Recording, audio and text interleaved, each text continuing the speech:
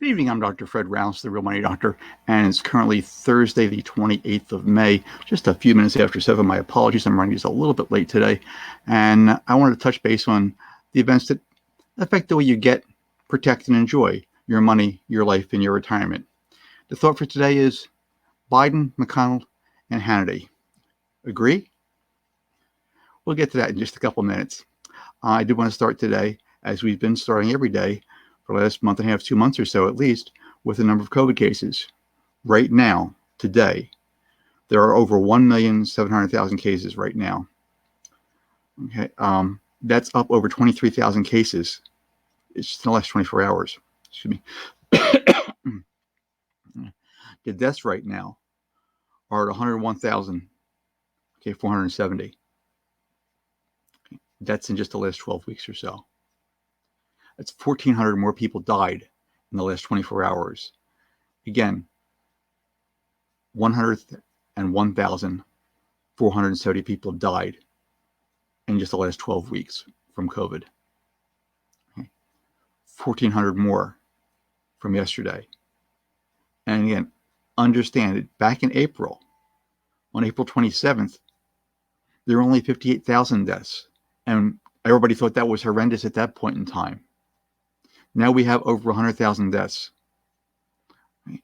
And some people just starting to get the hang of it. This might sort of be serious. Some people. New York State is still a hot spot. Okay. They got hit harder than any other state in the country.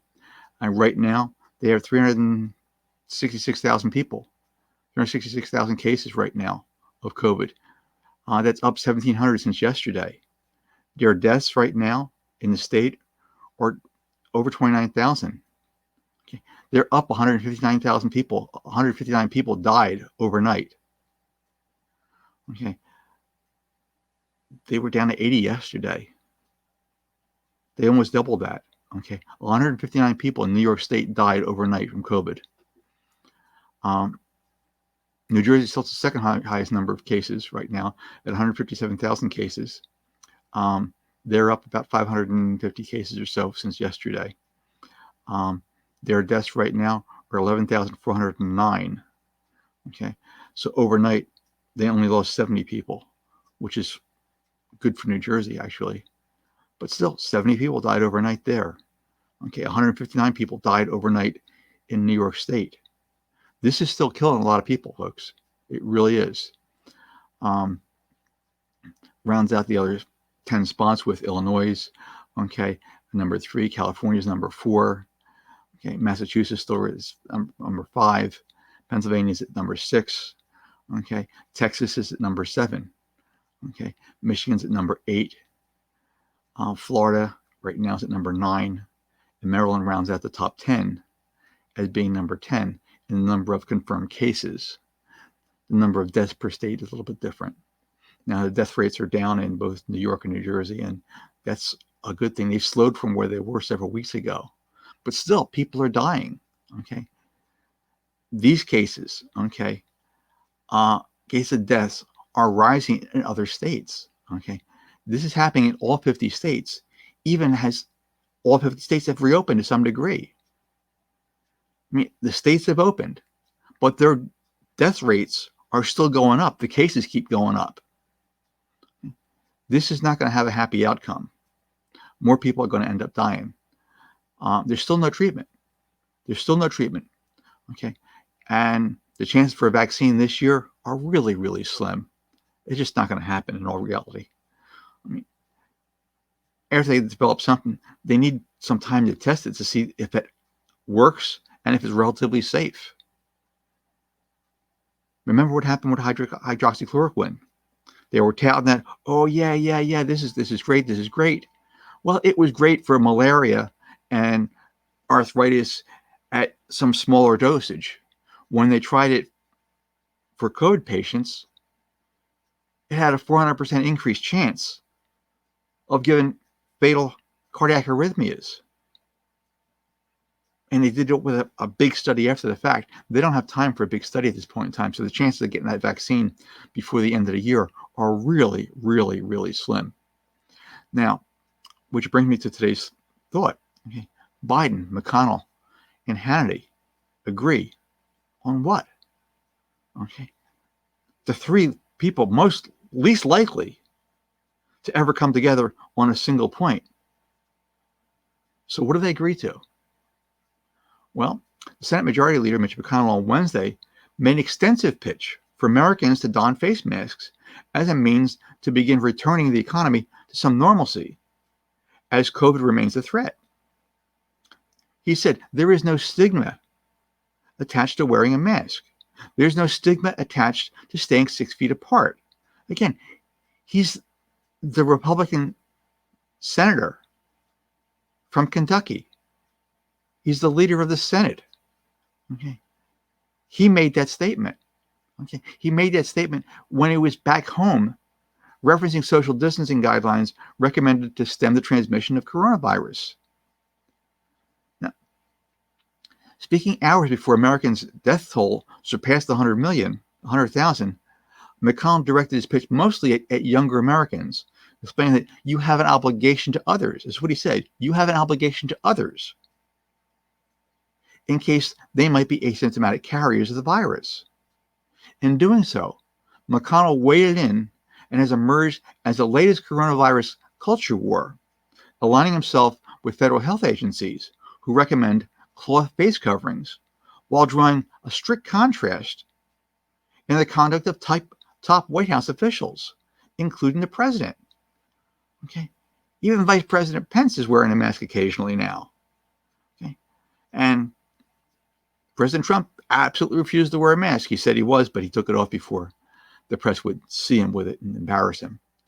Okay, now after initially declining to recommend that Americans wear face masks or coverings in the early days of the pandemic, Centers for Disease Control and Prevention reversed course in April to encourage wearing masks outside of the home, while noting that face coverings are not entirely effective. Okay, they should not be thought of as replacements for social distancing and other stringent hygiene practices. But the president and his top aides have resisted wearing face coverings, dismissing the criticism that masks are just setting a bad example for Americans who might follow the president's lead and put others at risk in the process. Trump's resistance to wearing a mask has been thrown into stark relief as we begun to venture out the White House for the first time in months, making visits to plants, producing personal protective equipment and other medical supplies, standing barefaced while others around him are wearing a mask. Now, he's argued that because the primary objective of wearing a mask is to prevent the spreading of the virus to others, not the other way around, is not necessary for him because he gets tested pretty much every day. But he's already shown a greater sensitivity to the optics of wearing a mask, than most anybody else. On Monday, Trump appeared to mock, a likely general election opponent, Vice President Biden, for wearing a mask out of the house on Memorial Day. On Tuesday, he accused our Reuters reporter of trying to be politically correct for not removing a mask to better be heard while asking a question at the White House. Well, last week, the president wore a face covering in private, supposedly, during a visit to the Ford plant in Michigan, telling reporters later that he took it off in front of the camera, denying them the pleasure of seeing him wearing a mask. Now, McConnell's comments targeted at young people came after images of Americans were partying over Memorial Day weekend, flooded social media, and drew rebukes from the local health officials. He said, that's not too much to ask of a young person. So to get through the next phase as we ease back into normal, even if you're in a low risk category, we're asking you for the good of others, to begin moving back to normal. Ask what lawmakers and federal officials can do to impart the benefits of wearing masks on other Americans. The majority leader said that he tries to set a good example, noting that there were other photos of him all over the place wearing a mask and offering to put his mask back on to pose for more if necessary. For anybody who cares what we think, my advice, this is Ms. McConnell speaking, to say is what I said earlier. Just because you're 21, it doesn't mean you don't have a responsibility to other people, even though your chances of having a problem are pretty slim. I think that the more we can say, okay, the better. Okay. His sentiments have been echoed in recent days from fellow Republican servants across the ideological spectrum. Anthony Fauci, the nation's top infectious disease expert, explained on Wednesday he wears a mask in public partly as a symbol of what you should be doing during the coronavirus pandemic. Biden, who called Trump an absolute fool for stoking a controversy over wearing a mask, implored the president to lead, not engage in folly and falsely masculine behavior. At least 2 Republican governors, North Carolina's Doug Burgum and Ohio's Mike DeWine, recently issued at times emotional pleas for Americans to ignore the perceived political connotation of wearing masks and to stop shaming others for wearing masks. Even Sean Hannity, a close friend of President Trump's, whose nightly news show, Trump constantly promotes, broke with the president on Tuesday night, and urged viewers to wear a mask, casting it as a common sense protective measure. Now, so what does any of this really mean to you? With all the states having opened their economies to some way, shape, or form, every state is opening, and they're going to be expanding those openings even more, even as more COVID cases continue to increase. Now, yes, at a slower pace for some states than others, but they're still increasing. And again, the coasts, East Coast and West Coast, got hit the hardest. And now you're seeing the middle of the country starting to have problems. Again, small communities, the ones that are least prepared, that have the least healthcare system in place, are starting to have problems right now. All those meatpacking plants that were absolutely ordered by the president to stay open,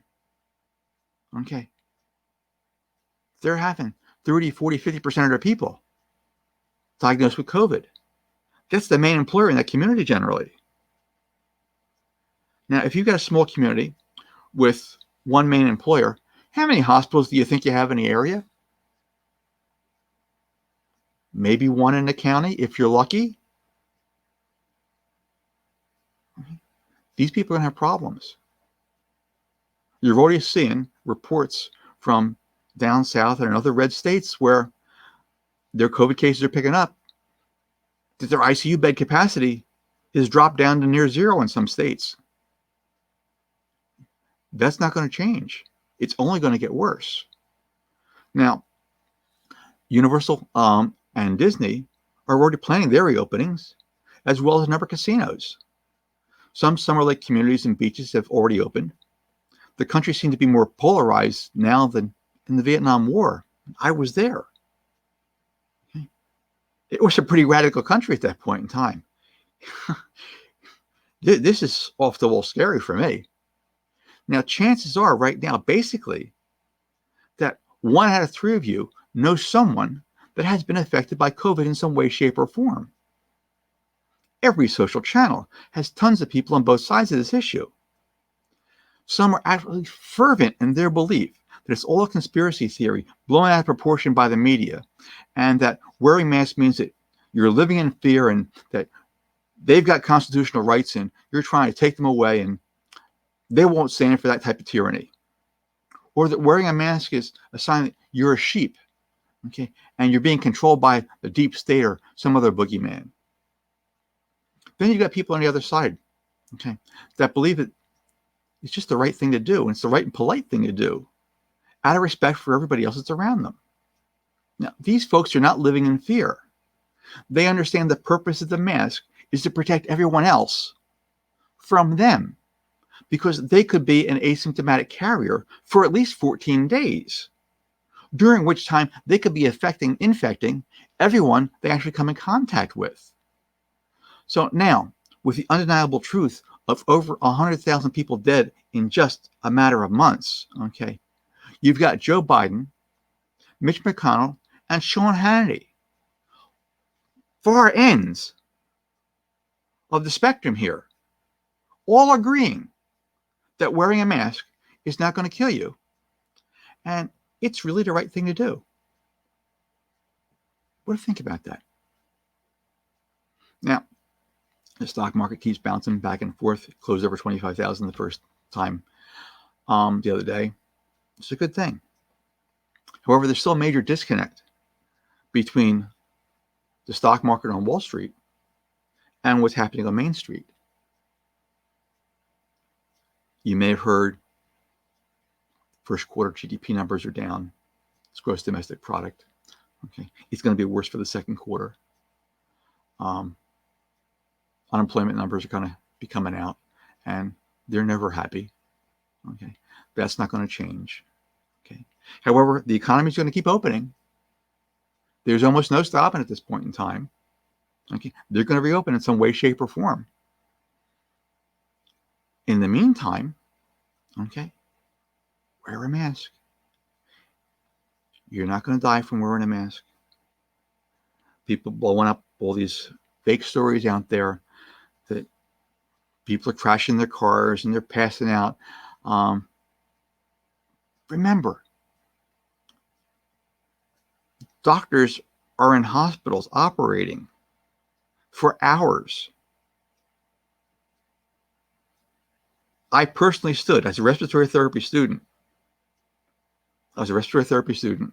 Okay, I sat in on an open heart surgery. Everybody in the room had a mask on. We stayed in that room for a good 5 hours as the surgeons did their thing. Now, would you ever go to any doctor, let him operate on you, your wife, your child, your mother or father? Let him operate without a mask on? No. The mask has a very specific purpose in that setting. The purpose is so those people in the room don't spread their germs into your loved one when they got their body all cut open. What a surprise. Masks work for those particular purposes. That's all we're asking for. Okay. Respect for somebody else, because you could be asymptomatic for quite a while. Now, what's happened is that the economy has been shut down for a while. It's starting to open up. Memorial Day was an interesting time out, and a number of people were out and about, and that's a good thing. Money's starting to flow. But there are a lot of small businesses that have been crushed. Airlines are getting ready to lay off 30-40% of their management and some staffing people. If you are planning on retiring in January, December, January, you're thinking about retiring sometime later this year, okay, that plan just got shot to hell. Hands down, because the market tanked and your employment situation is iffy at best. Now, if your retirement plans got wrecked this year and you'd like to put your plans back together and get on track to have the cash flow that you want and need to retire in this lifestyle that you actually deserve, and you want to do it in the next 3 to 5 years, go to drrousenow.com and see if I can help. Again, I'm Dr. Fred Rouse, the Real Money Doctor. My only goal is to help you get, protect, and enjoy your money, your life, and your retirement. I enjoy spending time with you. This is a big effort of love for me. It takes me basically 4 hours or so to get ready for pretty much, a 20 to 30 minute presentation here. But I enjoy doing that for people. And if I can help somebody, that's great. So again, I'm Dr. Fred Rouse, the Real Money Doctor. I appreciate you being here with me tonight. I look forward to seeing you again tomorrow around 7 o'clock. And you can always catch the replay of this when I post it on my YouTube channel tomorrow. Thank you.